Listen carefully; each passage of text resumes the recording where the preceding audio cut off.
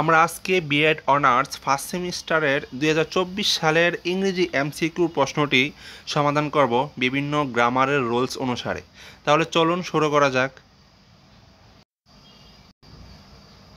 এখানে প্রথম প্রশ্নটি আমরা দেখতে পাচ্ছি, which sentence is in the past perfect tense. নিচের কোনটি পাস্ট পারফেক্ট টেন্সে আছে?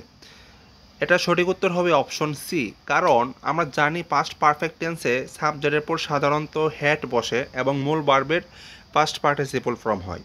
আর অন্য কোনো অপশনে কিন্তু সাহায্যকারী ভার্ব হিসাবে হ্যাড দেওয়া নাই। তাহলে আমাদের এটি হবে সঠিক উত্তর, option C, she had written a letter. দ্বিতীয় প্রশ্নটি হলো, fishes can not fly dash they. এটি একটি টেক কোশ্চেন। আমরা সাধারণত জানি টেক কোশ্চেনের দুইটি অপশন থাকে বা অংশ থাকে, এখানে স্টেটমেন্ট এবং টেক। স্টেটমেন্ট যদি অ্যাফার্মেটিভ হয় টেক কোশ্চেন হবে নেগেটিভ, আর স্টেটমেন্ট যদি নেগেটিভ হয় টেক কোশ্চেন হবে অ্যাফার্মেটিভ। আমাদের এখানে দেখতে পাচ্ছি দেওয়া আছে ফিশেস ক্যান নট ফ্লাই, এটি স্টেটমেন্ট হবে নেগেটিভ কিন্তু টেক কোশ্চেন হবে অ্যাফার্মেটিভ। তাহলে সঠিক উত্তর হবে অপশন ডি, ক্যান, কারণ আমাদের অলরেডি টেক কোশ্চেনে সাবজেক্ট দেওয়া আছে দে, শুধুমাত্র অক্সিলারি ভার্ব হিসাবে ক্যান বসবে। প্রশ্ন নং 3, he dash in Dhaka since 2015। কোনো সেন্টেন্সে যদি সিন্স যুক্ত থাকে তাহলে আমরা এটা ধরে নিতে পারি এটা প্রেজেন্ট পারফেক্ট কন্টিনিউয়াস টেন্স। তাহলে প্রেজেন্ট পারফেক্ট কন্টিনিউয়াস টেন্সের গঠন প্রণালী অনুসারে সাবজেক্টের পর সাহায্যকারী ভার্ব হিসাবে হ্যাভ বিন অথবা হ্যাজ বিন বসে, মূল ভার্বের শেষে আইএনজি যুক্ত হয়। তাহলে নিচের কোন অপশনটিতে দেখতে পাচ্ছি আমরা হ্যাজ বিন আছে এবং মূল ভার্বের শেষে আইএনজি? প্রথম অপশনে শুধুমাত্র লিভস, দ্বিতীয়তে আছে শুধুমাত্র ইজ লিভিং, এটা হবে না। অপশন সিতে আছে হ্যাজ লিভেড, এটাও না। তাহলে অপশন ডি অবশ্যই কারেক্ট, হ্যাজ বিন লিভিং। তাহলে তৃতীয় প্রশ্নের উত্তর হচ্ছে option D, has been living. He has been living in Dhaka since 2015। প্রশ্ন নং 4, neither of the boys dash going to the party. এখানে কি হবে? ইজ হবে নাকি বি নাকি আর নাকি হ্যাজ বিন হবে? আমরা সাধারণত জানি কোনো সেন্টেন্সের শুরুতে যদি নাইদার থাকে তখন এটার সাবজেক্ট হিসেবে এটা সিঙ্গুলার হয়, আর সিঙ্গুলার হিসেবে ভার্ব হবে ইজ। তাহলে সঠিক উত্তর হবে ইজ, অপশন এ। প্রশ্ন নং 5, the quality of the mangoes dash good.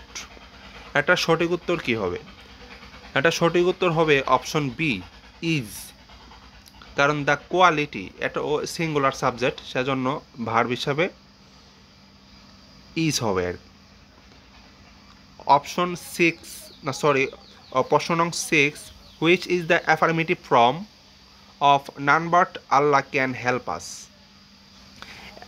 এটা একটি নেগেটিভ সেন্টেন্স, কারণ এটা শুরুতে নান বাট যুক্ত আছে।